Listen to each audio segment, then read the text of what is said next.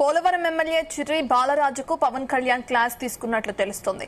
కొద్ది రోజులుగా ఎమ్మెల్యేపై వరుసగా వస్తున్న ఆరోపణలపై వివరణ కోరనున్నట్లు సమాచారం. అమరావతిలో డిప్యూటీ సీఎం పవన్ కళ్యాణ్ తో పోలవరం ఎమ్మెల్యే చిర్రి బాలరాజు సమావేశమయ్యారు. ఈ సందర్భంగా తన వ్యక్తిగత విషయాలను కుటుంబ సభ్యులతో కలిసి కూర్చుని చక్కదిద్దుకునేందుకు కొంత సమయం ఇవ్వాలని ఎమ్మెల్యే బాలరాజు పవన్ కళ్యాణ్ ను కోరారు.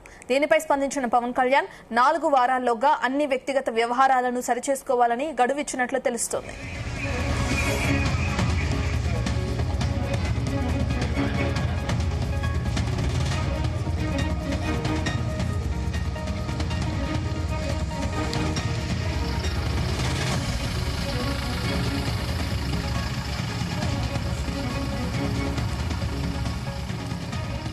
పోలవరం ఎమ్మెల్యే చిర్రి బాలరాజుకు పవన్ కళ్యాణ్ క్లాస్ తీసుకున్నట్లు తెలుస్తుంది. కొద్ది రోజులుగా ఎమ్మెల్యేపై వరుసగా వస్తున్న ఆరోపణలపై వివరణ కోరినట్లు సమాచారం. అమరావతిలో డిప్యూటీ సీఎం పవన్ కళ్యాణ్ తో పోలవరం ఎమ్మెల్యే చిర్రి బాలరాజు సమావేశమయ్యారు. ఈ సందర్భంగా తన వ్యక్తిగత విషయాలను కుటుంబ సభ్యులతో కలిసి కూర్చుని చక్కదిద్దుకునేందుకు కొంత సమయం ఇవ్వాలని ఎమ్మెల్యే బాలరాజు పవన్ కళ్యాణ్ ను కోరారు. దీనిపై స్పందించిన పవన్ కళ్యాణ్ 4 వారాల్లోగా అన్ని వ్యక్తిగత వ్యవహారాలను సరిచేసుకోవాలని గడువిచ్చినట్లు తెలుస్తుంది.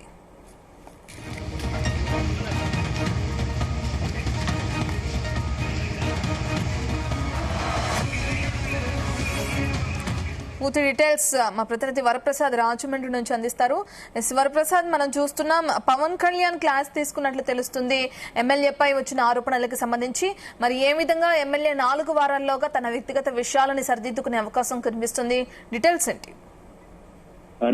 ఏపీ డిప్యూటీ సీఎం జనసేన అధినేత పవన్ కళ్యాణ్ ఇవాళ 2 కీలకమైన 2 నియోజకవర్గాలు, అదేవిధంగా 2 ఎమ్మెల్యేలకు సంబంధించిన కీలకమైన అంశాలపై దృష్టి పెట్టారు. ముఖ్యంగా గత కొద్ది రోజుల నుంచి కాదంటే వాస్తవం చూస్తే కనుక గత 4 రోజుల నుంచి కూడా deputy CM Pawan Kalyan surgery కారణంగా ఇటు ఆంధ్రప్రదేశ్ కూడా కొద్దిగా దూరంగా ఉన్న పరిస్థితి ఉంది. ఈ నేపథ్యంలో గత 2 నెలల క్రితం వరకు చూస్తే కనుక రైల్వే కోడూరు ఎమ్మెల్యే అరవ శ్రీధర్ వ్యవహారం ఆ పార్టీ తీవ్రంగా తలనొప్పి తెచ్చిపెట్టింది. అదేవిధంగా ప్రతిష్టాత్మకంగా నియోజకవర్గం, ఆంధ్రప్రదేశ్ ప్రతిష్టాత్మక నియోజకవర్గం పోలవరం నుంచి ప్రాతినిధ్యం వహిస్తున్న చిర్రి బాలరాజు వ్యవహారం కూడా ఏదైతే జనసేన పార్టీకి చాలా తలనొప్పిగా మారిందని తయారైన పరిస్థితి ఉంది. ముఖ్యంగా చిర్రి బాలరాజు గత 2 ఏళ్ల నుంచి కూడా చూస్తే కనుక ఏదైతే ఇక్కడ పోలవరం నియోజకవర్గంలో ఆయన హయాంలో జరుగుతున్న అక్రమాలు కావచ్చు, అదేవిధంగా అక్రమ ఇసుక తవ్వకాలు, వీటన్నిటిపైన కూడా తీవ్ర విమర్శలు వస్తున్నాయి. ముఖ్యంగా తొలిసారి ఎమ్మెల్యే అయిన చిర్రి బాలరాజు ఏదైతే కోట్లాది రూపాయలు గడించారని చెప్పి కూడా అక్రమ సంపాదన చేశారని చెప్పి కూడా అనేక విమర్శలు కూడా వచ్చిన పరిస్థితి ఉంది. పార్టీలో కూడా సొంతంగా కుటుంబ పార్టీల నేతల్లోనే ఆ వ్యవహారంపై ఆడియో సంభాషణ కూడా వైరల్ అయ్యాయి.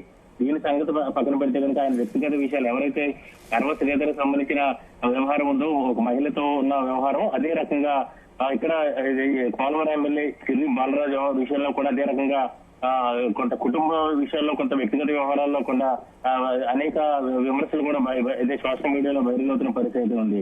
ఈ నేపథ్యంలో డిప్యూటీ సీఎం పవన్ కళ్యాణ్ ఇవాళ 2 ఎమ్మెల్యేలు కూడా పిలిపించుకున్నారు. అదేవిధంగా అరవ శ్రీధర్తో అయితే విప్ పదవికి కూడా రాజీనామా చేయించిన పరిస్థితి ఉంది. అదేవిధంగా ఇక్కడ చిర్రి బాలరాజుకి అయితే గట్టిగానే క్లాస్ తీసుకున్నారని చెప్పొచ్చు. ఈ నేపథ్యంలో చిర్రి బాలరాజు తన స్వయంగా ఒక ప్రకటన అయితే విడుదల చేయడం జరిగింది. డిప్యూటీ సీఎం పవన్ కళ్యాణ్ కు తమ పార్టీ అధినేతకు దీనిపై పూర్తి స్థాయిలో వివరణ ఇవ్వడం జరిగింది. 4 వారాలు గడువు కోరినట్టుగా కూడా స్వయంగా చిర్రి బాలరాజే వెల్లడించిన పరిస్థితి ఉంది. ఈ నేపథ్యంలో ఈ 4 వారాల్లో ఆయన ఎంతవరకు ఈయన సరిదిద్దుకుంటారో చూడాల్సి ఉంది. ఎందుకంటే ఇప్పటికే చిర్రి బాలరాజు వ్యవహార శైలిపై అనేక విమర్శలు కూడా వస్తున్నాయి. ఇప్పటికే చూస్తే కనుక పోలవరం అనేది అత్యంత ప్రతిష్టాత్మకమైన నియోజకవర్గం, పోలవరం ప్రాజెక్టు నిర్మాణం జరుగుతున్న నియోజకవర్గం. అదేవిధంగా ఇక్కడ చూస్తే కనుక పెద్ద ఎత్తున కుటుంబ ప్రభుత్వం 2027 జూన్ నాటికల్లా పోలవరం ప్రాజెక్టు పూర్తి చేసేలాగా నిర్వాసితుల కోసం పెద్ద ఎత్తున అటు కేంద్ర ప్రభుత్వం కాబట్టి రాష్ట్ర ప్రభుత్వం కాబట్టి పెద్ద ఎత్తున నిధులు కూడా ఖర్చు చేస్తున్నాయి. 100 కోట్ల రూపాయలు విడుదల చేస్తున్న పరిస్థితి ఉంది. ఇటీవల తాజాగా 250 కోట్ల నిధులు కూడా సీఎం చంద్రబాబు స్వయంగా R&R నిధులు ఎవరైతే నిర్వాసితులు ఉన్నారో వారందరికీ కూడా విడుదల చేసిన పరిస్థితి ఉంది.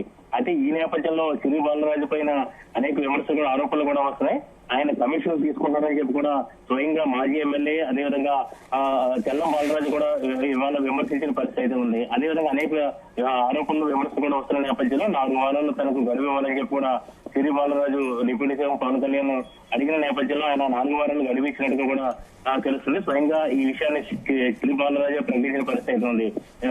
పవన్ కళ్యాణ్ అయితే ఎక్కడ కూడా, ఎందుకంటే ఇప్పటికే 100% స్ట్రైక్ రేట్ గెలుపొందిన జనసేన ఎమ్మెల్యేలు మొత్తం 21కి 21 మంది కూడా గెలుపొందిన పవన్ కళ్యాణ్ మినహా 20 మందికి సంబంధించిన ప్రతి ప్రవర్తన, వాళ్ళకి సంబంధించిన వ్యవహారాలన్నీ కూడా రానున్న రోజుల్లో జనసేన పార్టీ సిద్ధాంతాలు కావచ్చు, లేదంటే ఇటు జనసేన పార్టీ భవిష్యత్తుపై కూడా తీవ్రంగా ప్రభావం చూపే అవకాశం అయితే ఉంది. ఎమ్మెల్యేలు ఏమాత్రం ఇలాంటి ఏదైతే తీవ్ర అప్రతిష్ట, ముఖ్యంగా మహిళలకు సంబంధించిన వ్యవహారాలు కావచ్చు, 2 అంశాలుగా మనం చూసుకోవచ్చు. ఒకటి ఎలా పనితీరు ఎలా ఉంది, అదేవిధంగా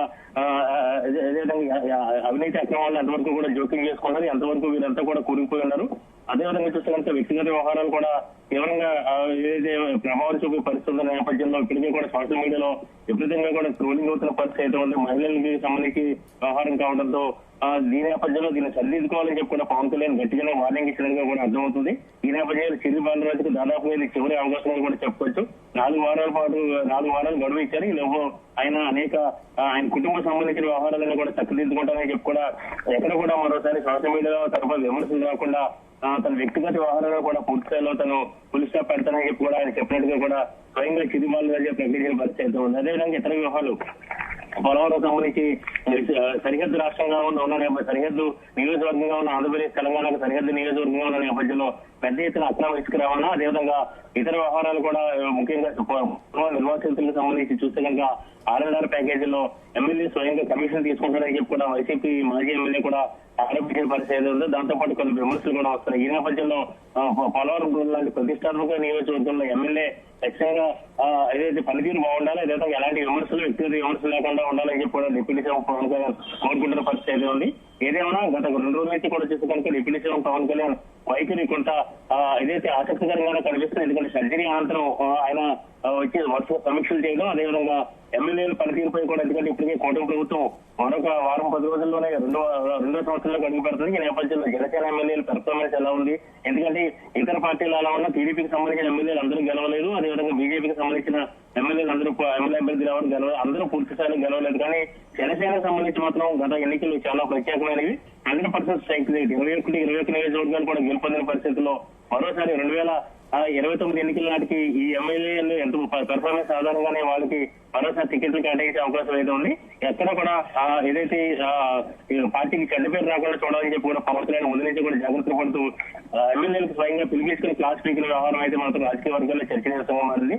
పోలవరం నియోజకవర్గానికి సంబంధించి చూస్తే కనుక ఉభయ గోదావరి జిల్లాలకు రాష్ట్రంలోని ఒక కీలకమైన చాలా ప్రతిష్టాత్మకమైన నియోజకవర్గం కాబట్టి అక్కడి నుంచి ప్రాతినిధ్యం వహిస్తున్న ఎమ్మెల్యే చాలా ఏదైతే ఎలాంటి అవినీతి ఆరోపణలు, అదేవిధంగా వ్యక్తిగత ఆరోపణలు లేకుండా ఉండేలా చూసుకోవాలని చెప్పి కూడా డిప్యూటీ సీఎం పవన్ కళ్యాణ్ ఆ రకంగా ముందుకు వెళ్తున్నట్టుగా మనకు అర్థమవుతుంది. ఈ నేపథ్యంలో పవన్ కళ్యాణ్ క్లాస్ తీసుకున్న నేపథ్యంలో పోలవరం ఎమ్మెల్యే ఎంతవరకు తన వైఖరిని మార్చుకుంటారో, అధినేత వద్ద మరోసారి తన మైకమార్పులు వేసుకుంటారో చూడాల్సింది. ప్రస్తుతం మాత్రం పవన్ కళ్యాణ్ ఎమ్మెల్యేలకి క్లాస్ స్పీకర్ వ్యవహారం అయితే మాత్రం ఇటు రాజకీయ వర్గాల్లో చాలా ఆసక్తికరంగా మారిందని చెప్పుకోవచ్చు. Thank you Varaprasad.